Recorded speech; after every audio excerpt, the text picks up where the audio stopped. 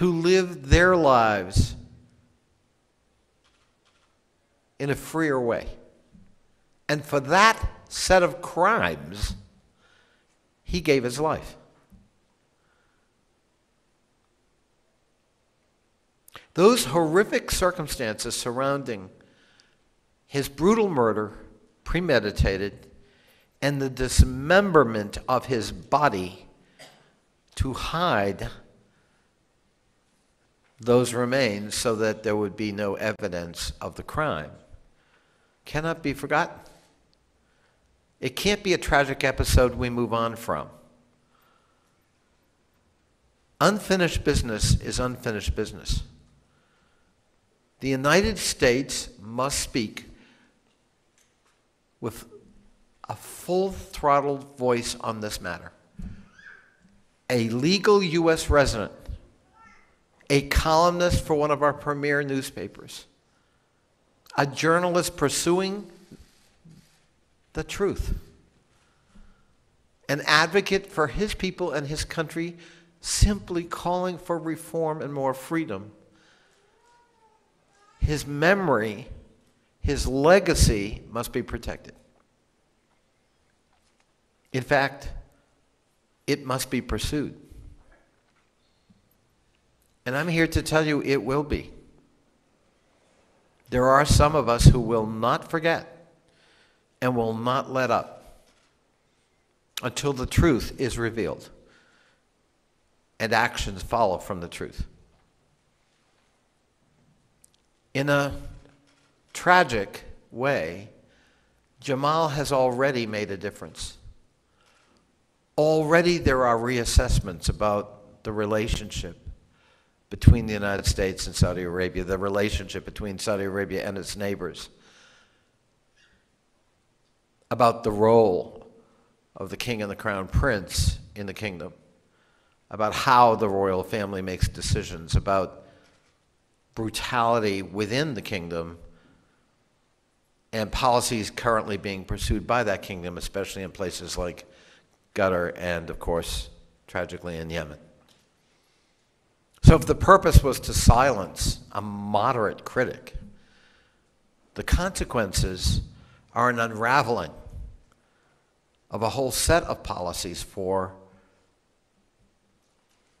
Saudi Arabia that may lead to all kinds of changes. And ironically, that will be Jamal's legacy.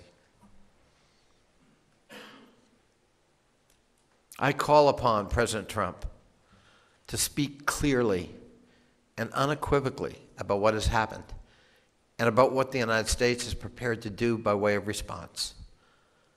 Not balancing a death of one man brutally in the consulate of another country, in another country, against military interests. This is no time for that kind of balancing act. This is a time to speak morally, for once. The murder of an honorable man must be remembered, must be honored. And this is, in a sense, a simple moment, not a complex moment for the United States to speak about this in terms of to assert our values, which are not limited to the West, as Jamal was pointing out. Freedom is innate to the human being. It is a universal desire, and it needs to be universally honored. And so 1 month after Jamal's tragic death, we rededicate ourselves to that notion of freedom that transcends cultures and religions, and hopefully will transcend short-term politics, especially here at home. Let's honor the memory of my constituent, our brother, Jamal Khashoggi. Thank you.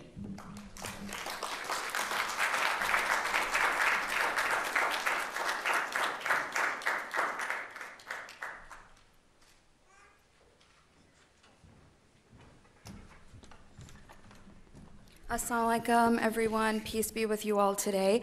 My name is Aruj Mughal, and I'm here on behalf of Senator Tim Kaine's office. It's an honor to present a letter that he wrote for you all today on today's occasion. So I'm going to read it for you. To all those mourning, my heart is with you as you remember the life and legacy of Jamal Khashoggi. Jamal had a long and commendable career as a journalist and a foreign correspondent, and his writings show commitment to revealing the truth. He left his home, his family, and his job to come here and raise his voice. He used that voice to call out oppressive behavior in Saudi Arabia and elsewhere. 1 month ago, Jamal was stolen from this world too soon by those acting in the name of the Saudi government he sought to hold accountable. Jamal's friends, family, colleagues, admirers have shared his story, highlighting his passion for justice and his advocacy for free expression. Jamal was at the forefront of a tough conversation, and it is clear from today's gathering that there are many voices ready to continue that conversation in his name and in the name of others who suffer from the brutalities of repressive and authoritarian regimes. In life, Jamal sought to shed light on the hard truths about Saudi Arabia, and there is no doubt that the atrocity will alter the relationship between our two countries.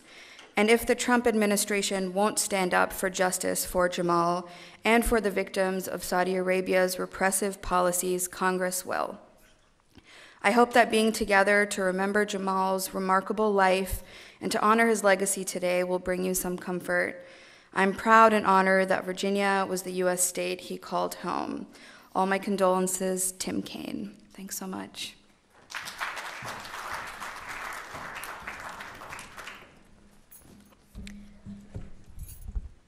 Our next 4 speakers will be ones who represent values that Jamal lived by in his life. The first of them will be Thomas Melia, the Washington Director of PEN America and the former Deputy Assistant Secretary of State on democracy and human rights during the Obama administration, covering many countries within the Middle East, including a visit to Saudi Arabia. Followed by Andrew Miller, who is the Deputy Director of Policy at the Project on Middle East Democracy, and who was the former Director of Teams on Middle East issues both at the National Security Council and the State Department.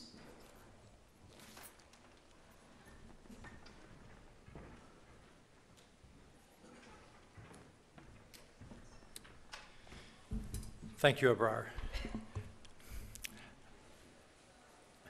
I met Jamal Khashoggi a few times. I can't say that I knew him well or that he would remember me, but I do know that he had a memorable presence. He was a gentle person and also a clear-eyed Saudi patriot, speaking and writing about what his country needed to do to truly modernize, which included developing freedom of expression, freedom of speech, and a free press, as he wrote about in his final column. His murder has also galvanized the world of his peers, writers from around the world, historians, novelists, poets, essayists. And today, PEN America is delivering a letter on behalf of a large group of very prominent writers to the Secretary General of the United Nations. A letter signed by, the letter will be available at the door on your way out, so you can pick up a copy and see the prominent writers from around the world who have signed this letter. And I'm just going to read you the first paragraph of what we're presenting to the Secretary General of the United Nations today. As writers, journalists, artists, and members of PEN America and the Authors Guild, we write to express our grave concern about the horrific murder of Jamal Khashoggi, the Saudi journalist, Washington Post contributor, and U.S. resident who disappeared in Istanbul on October 2 after entering the Saudi Arabian consulate. The murder of a journalist inside a diplomatic facility would constitute nothing less than an act of state terror intended to intimidate journalists, dissidents, and exiled critics the world over. The United Nations has rightly recognized the importance of ensuring the safety of journalists and fighting impunity for those who attack them, with the publication of the UN Plan of Action on the Safety of Journalists and the Issue of Impunity, endorsed in 2012. In the spirit of that initiative, we respectfully call on you, Mr. Secretary General, to immediately authorize an independent international investigation into Jamal Khashoggi's disappearance and murder. It is imperative that the United Nations send a clear, unquestionable message that a human rights violation of this gravity will not go without consequence. And that's signed by Margaret Atwood, Robert Cairo, Michael Chabon, Jennifer Egan, Mario Vargas Lasso, Masha Gessen, Jay McInerney, and many others that you would recognize from your libraries and from airport book stands. Pick up a copy on the way out. It's also available online at pen.org. Thank you very much.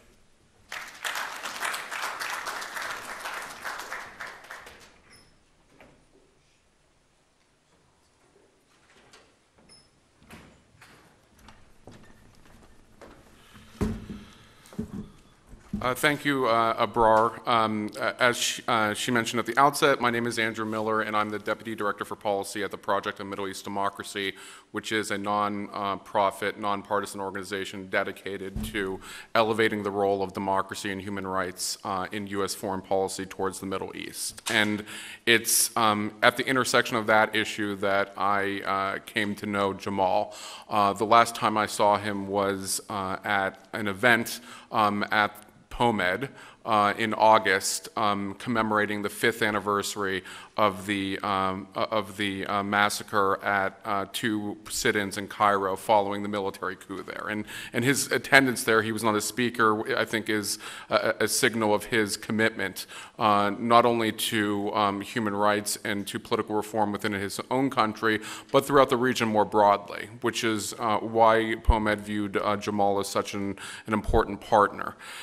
You know, as I've been thinking about this, I think, there are, 2 questions, that come to mind. And one is, why was Jamal killed? For me, I think the answer, it's not the quality of his work or his analysis or his journalism, which was always superlative, but instead it was who he was and what he represented. Jamal, as the congressman noted, was not a radical. In fact, he winced at the idea that he was even a dissident within his own country. He was an elite. He was someone who was a loyal Saudi, who had access to the highest levels of government, someone who actually worked for the government in a variety of capacities and was viewed as a moderate.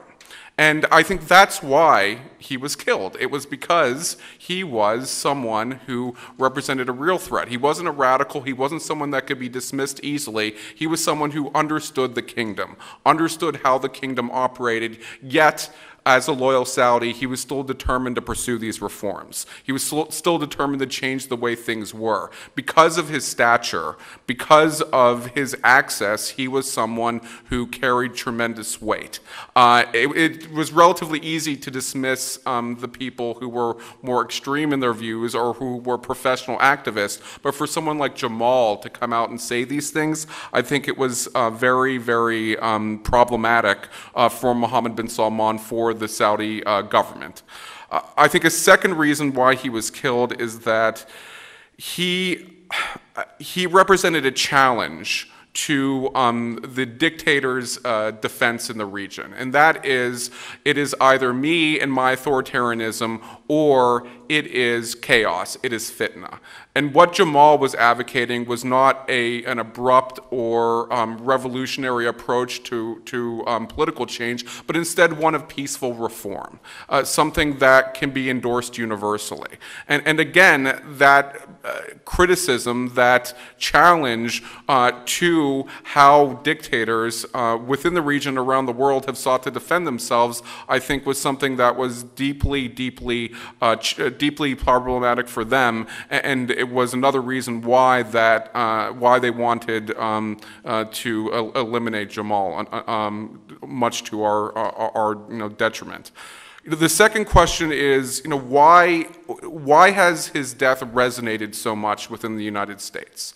And people have pointed to his relationships with powerful people in the United States, and that is part of it. But I think there are two reasons why it has been so significant. One is it's a reflection of popular attitudes in the United States towards Saudi Arabia. One recent poll suggested that only 4% of Americans had a favorable view of the kingdom. And I think there's an appreciation that what happened to Jamal was particularly heinous, but it was not fundamentally different from what we've seen elsewhere in terms of the kingdom's activities. So the American people were primed to respond strongly. The second reason why I think there's been such an outcry is that in Jamal's death, we see echoes of our own political situation. The corruption, the abuse of power, the selfishness. While fortunately something like this isn't happening within domestic U.S. soil, it is still something that is that mirrors some of the developments that are taking place in this country and that are a concern for so many. And I think that's partly what's motivating why people are so spun up over what's taking place, why they demand justice, because they see in Jamal's death, they see in Jamal's struggle what we are fighting against in this country right now, and we can have a common cause in trying to challenge that. Unfortunately, Jamal has paid the ultimate sacrifice, and there's nothing we can do to reverse that. But what is upon us is the decision as to how we respond to it. And I think for many Americans, at times like these, we seek solace in the words of one of our greatest presidents, Abraham Lincoln. And I think they are particularly apropos for this moment. At the Gettysburg Address, which was in Gettysburg, the Gettysburg Address is one of the most well-known speeches in U.S. history. What President Lincoln says is, "But in a larger sense, we cannot dedicate, we cannot consecrate, we cannot hallow this ground. The brave men living and dead who struggled here have consecrated it far above our poor power to add or detract. The world will little note nor long remember what we say here, but it can never forget what they did here. It is for us, the living, rather, to be dedicated here to the unfinished work which they who fought here have thus far so nobly advanced. It is rather for us to be here dedicated to the great task remaining before us, that from these honored dead we take increased devotion to that cause for which they gave the last full measure of devotion, that we here highly resolve that these dead shall not have died in vain." I think that is a clarion call, a call to action. And in the sacrifices that we've seen throughout the history of the United States, we can also see Jamal's sacrifice. And it is a challenge on each of us. It's a challenge on the United States, a challenge to the Congress as to how we respond to this. And fortunately, there has been a very strong response from the U.S. Congress. And what we've seen is a very rare phenomenon, almost bipartisan consensus, that there needs to be justice for Jamal's death and that there need to be changes in the bilateral relationship. And I think that in itself is a great testament to what Jamal has achieved, to how his sacrifice has opened up possibilities for a fundamental rethink of how the United States deals with Saudi Arabia, but also more broadly, how the United States deals with issues of political reform and human rights within the Middle East more broadly. So I think this is a challenge to us. It's a challenge to Congress. It should be a challenge to this administration, but I don't have particular confidence that they're going to handle it well. But we need to keep the pressure up to ensure that at least Congress, which is supposed to be representative of our interests, representative of our concerns, is determined to seek justice for Jamal, that they won't allow abuse of power, they won't allow corruption, they won't allow selfish interests to ignore what happened to Jamal, that we will not only get justice for what happened to him, but the values, the vision for which Jamal died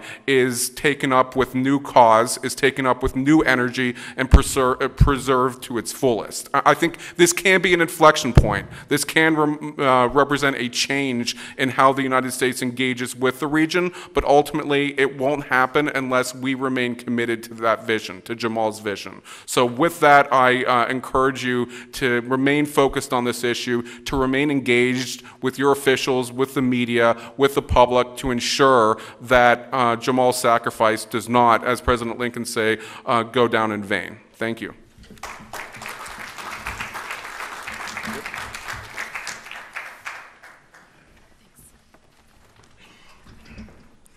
In honor of the man whose values and impact transcended himself, I would like to welcome Nani Ghani, representing Reporters Without Borders, followed by Daniel Balson, one of the directors of Advocacy at Amnesty International.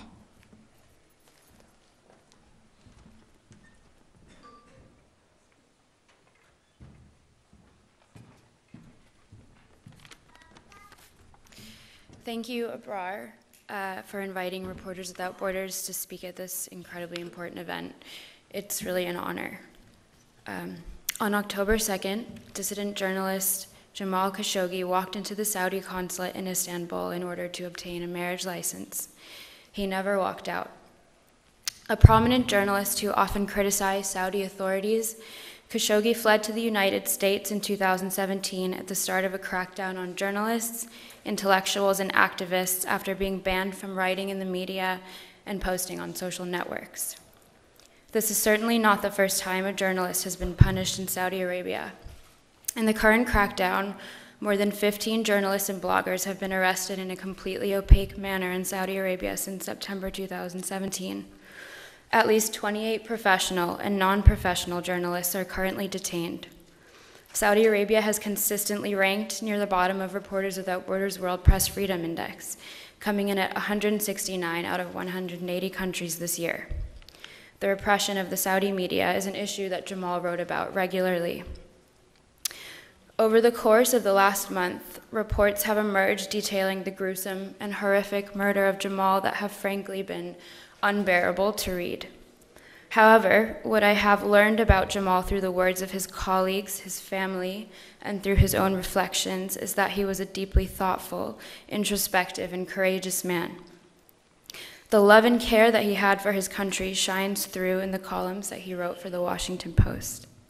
He lamented the injustices and repression he saw in Saudi Arabia and yearned for democracy and freedom for his community. He raised his voice to criticize the Saudi government's persecution of the media, of women, and of those who fought for human rights and democracy in Saudi Arabia. For this, he paid with his life. The murder of Jamal is an atrocity and a deeply painful loss, not only for his family, his colleagues, and his loved ones, but for the state of press freedom on a global scale. In response to his death, Reporters Without Borders has staged protests at Saudi embassies across the world, called for a UN inquiry into his murder, and created a petition urging Prince Mohammed bin Salman to release the 28 journalists and bloggers held for exercising their right to freedom of information. Last night, our Paris office blacked out the lights of the Eiffel Tower for 1 minute in tribute to Jamal and all the journalists around the world whose murders have gone unpunished. In a column published on September 18, 2017, Jamal wrote, "I have left my home, my family, and my job, and I am raising my voice. To do otherwise would betray those who languish in prison. I can speak when so many cannot. I want you to know that Saudi Arabia has not always been as it is. We Saudis deserve better." Jamal, you deserved better too. Today, on the 1-month anniversary of Jamal's murder and the International Day to End Impunity for Crimes Against Journalists, we demand that Crown Prince Mohammed bin Salman end the climate of impunity, extrajudicial killings, torture, and lifelong prison sentences for journalists. We demand justice for Jamal. Thank you.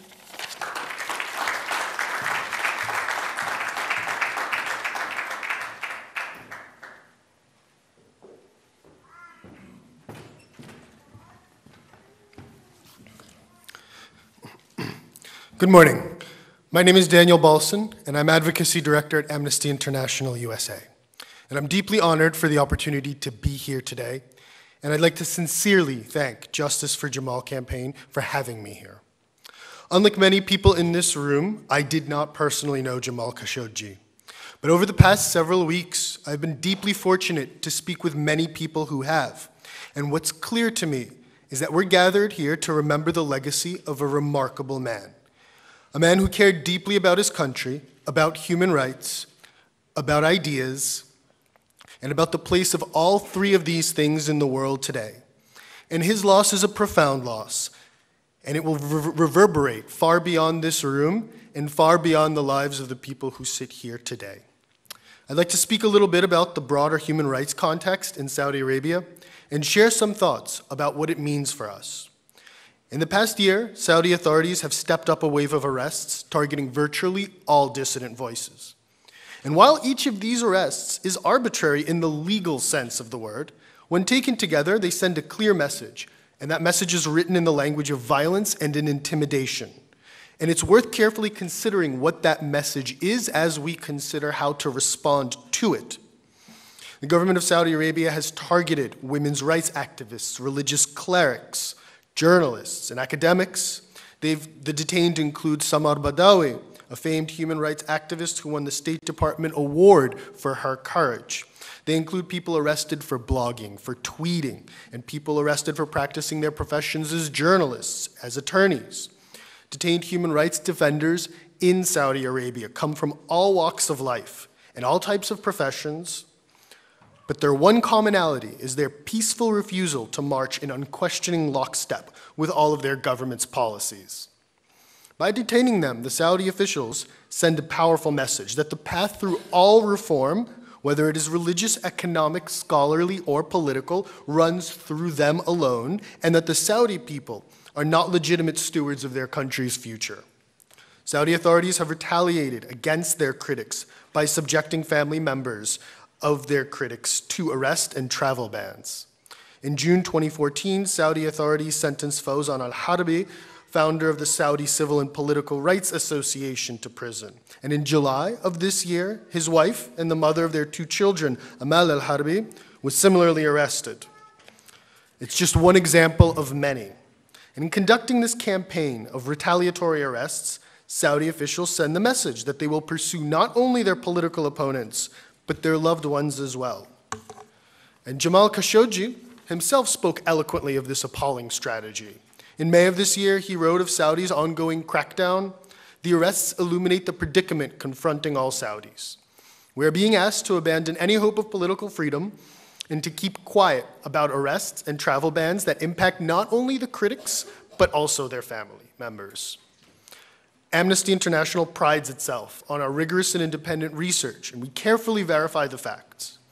We maintain a list of several dozen individual human rights defenders and prisoners of conscience who are tried by the Specialized Criminal Court in Saudi Arabia. Other human rights organizations maintain lists that feature other names. In October 2018, Crown Prince Mohammed bin Salman gave an interview to Bloomberg News where he indicated that authorities have detained some 1,500 people in the past 3 years on national security grounds.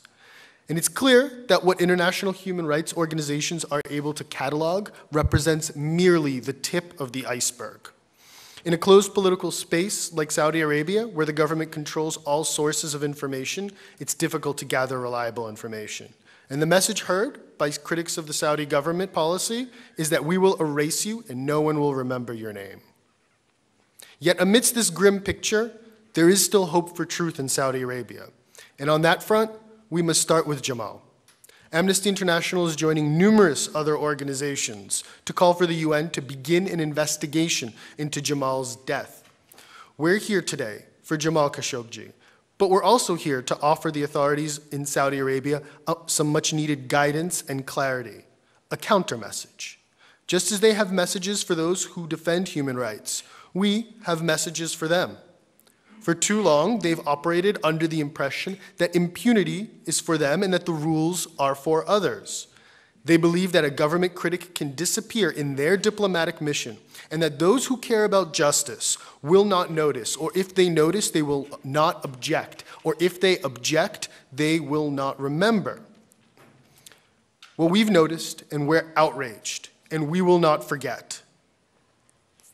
We will not stop seeking justice for Jamal.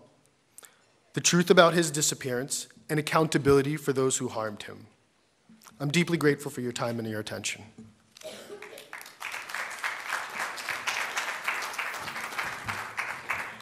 Thank you. And perhaps what's most awaited is to hear from those who are friends and close colleagues of Jamal. Our first speaker will be Dr. Abdullah Al-Auda, a fellow at the Georgetown Center for Muslim-Christian Understanding, and whose own father is detained in Saudi prisons, despite being a popular and well-liked scholar. Followed by Dr. Issam Omish and Mr. Nihad Awad, who will mention their friendship with Mr. Jamal Khashoggi. And finally, the most awaited, Khatija Cengiz, the fiancée of the late Jamal Khashoggi.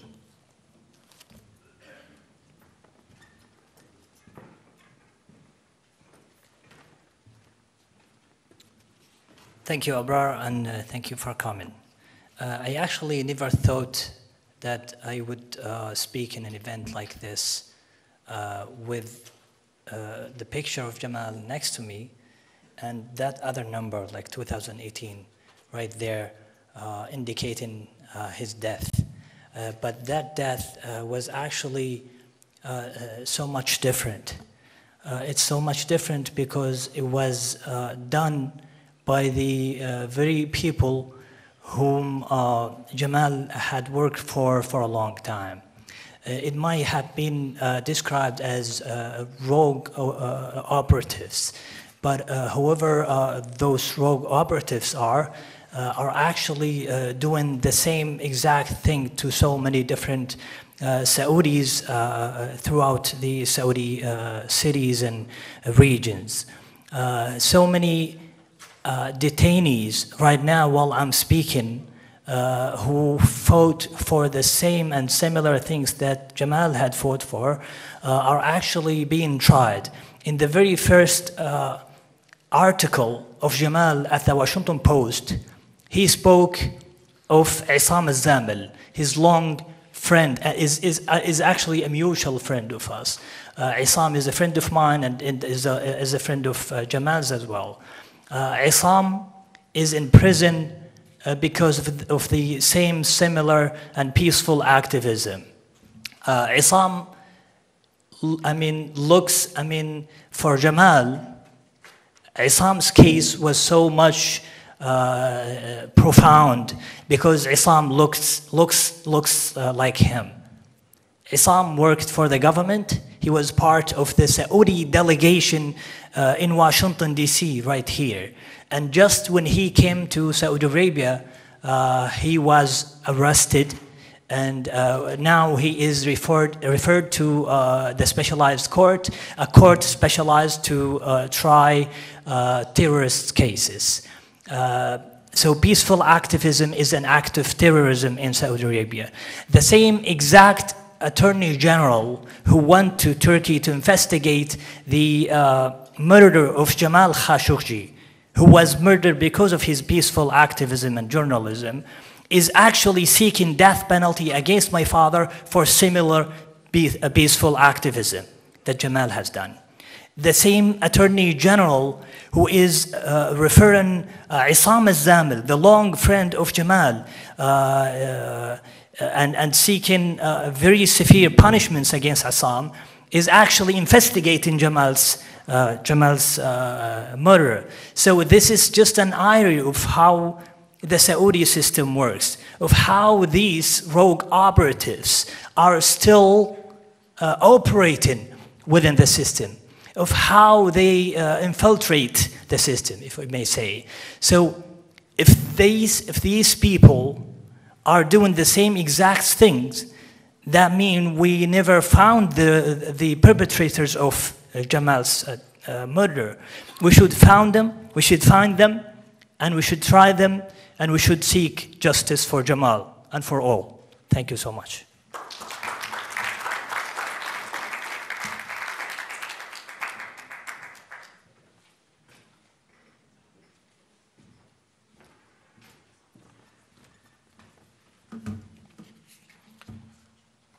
Greetings of peace to all.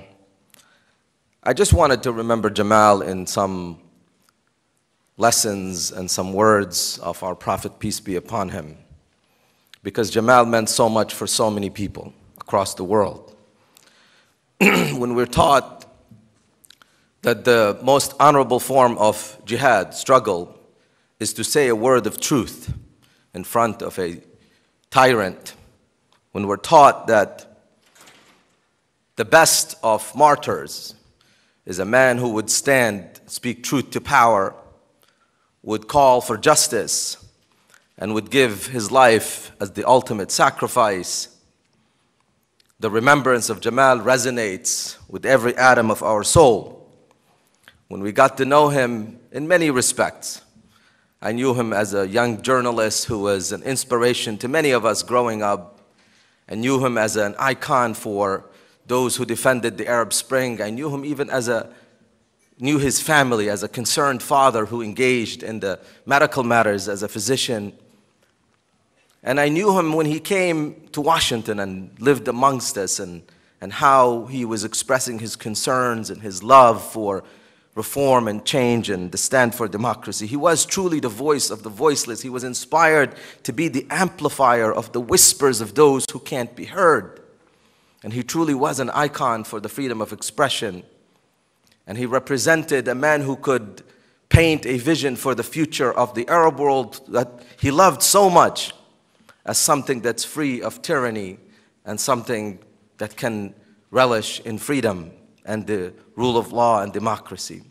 So I want to close by just a prayer that actually my other daughter, may Allah bless her, wrote in memory of him as she delivered it in a church at Harvard, where she said, "Our hands are raised to you, our palms are open wide." She's praying to the good Lord.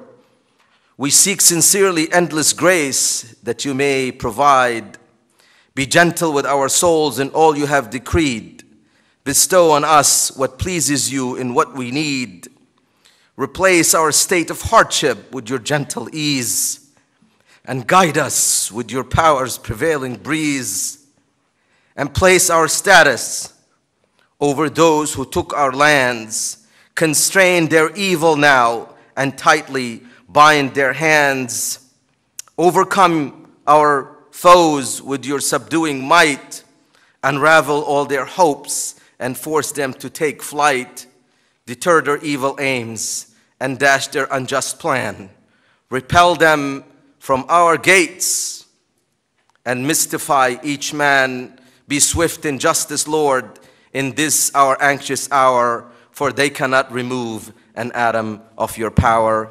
May God bless the soul of Jamal, and may his cause continue. Thank you.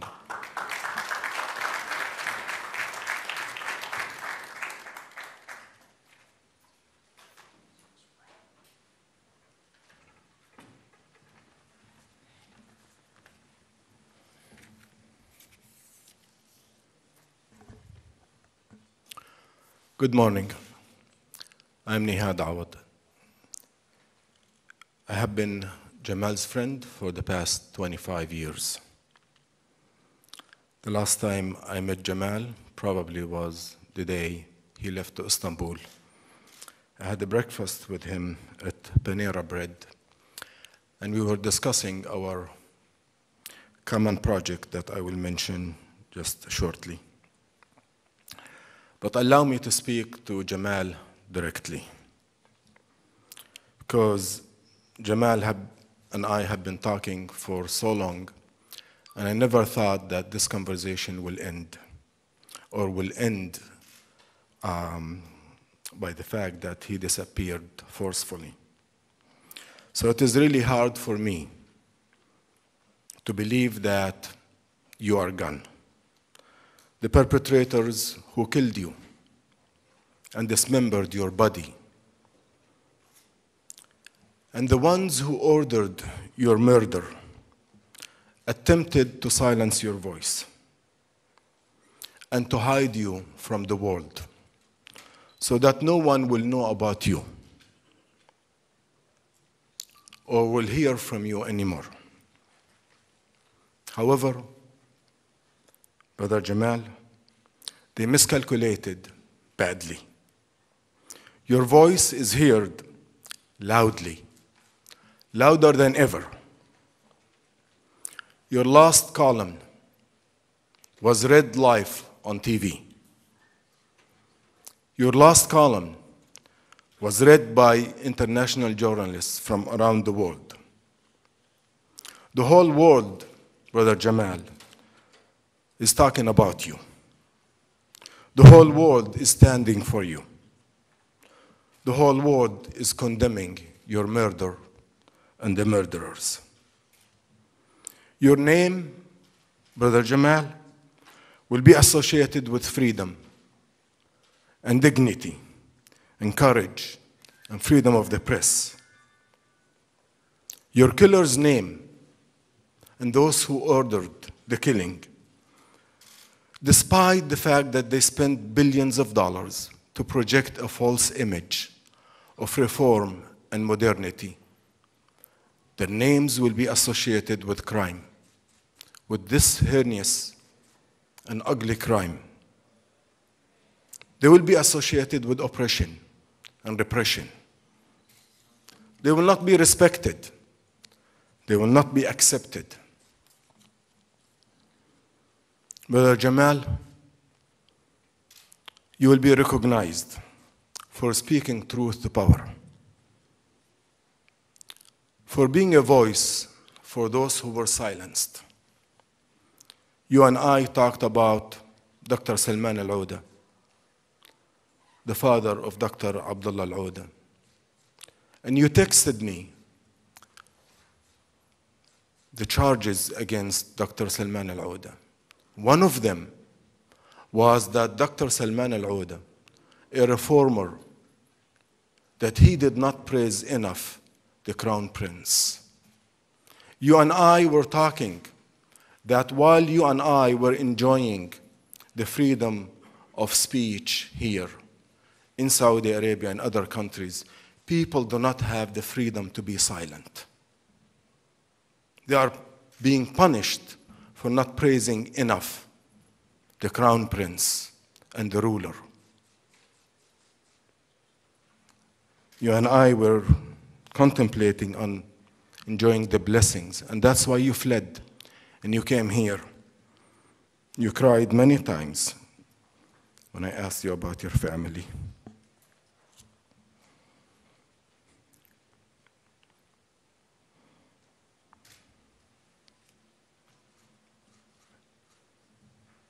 But I assured you that it will get better. And you responded that you're afraid that it will not get better. And you were right. For now, my brother Jamal, rest in peace. Rest in peace. And for us, we will not rest until your vision for democracy and free press in the Arab world, in Saudi Arabia, will be realized, and until justice is done. You and I talked about our project with many of our friends here. You talked about dawn for the Arab world, al-Fajr, democracy for the Arab world now. We were planning to launch it November, this month, but I assure you, we will launch it. And while your voice has been suppressed, ladies and gentlemen, you and I should be his voice. You and I should be his voice. Because people in Saudi Arabia and in the region, they need a voice. They need support. Thank you very much.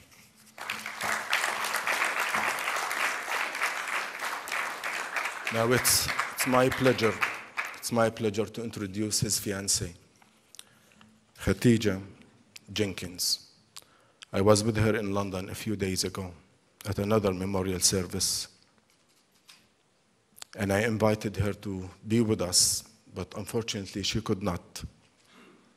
And because of the satellite connection, this morning she recorded a message, and we thank TRT for helping record and translate the message. So with that, let's listen to Khadija.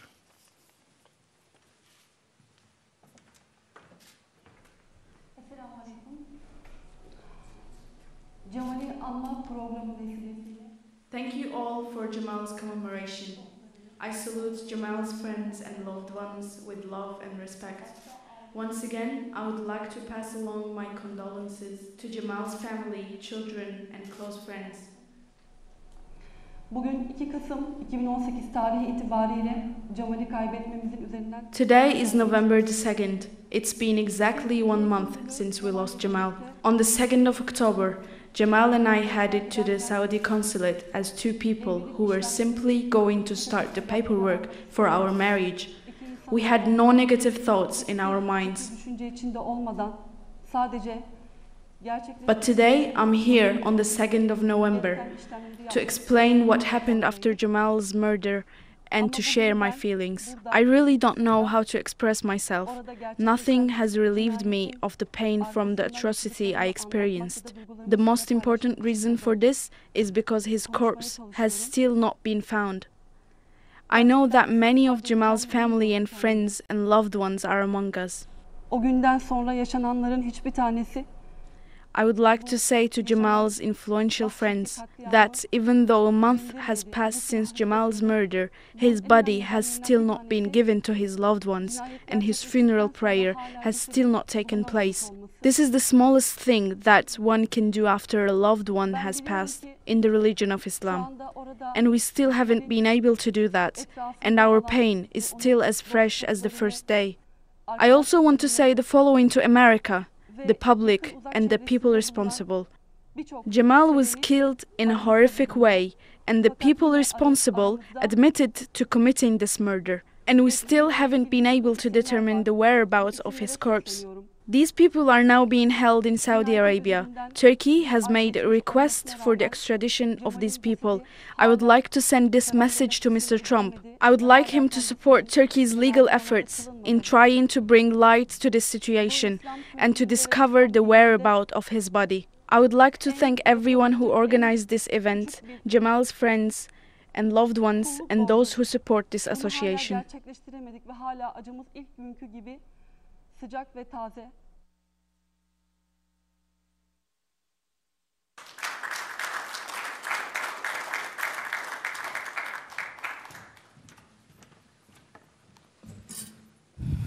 Is it not symbolic that the death of our fearless friend led to much awareness he could have probably never imagined?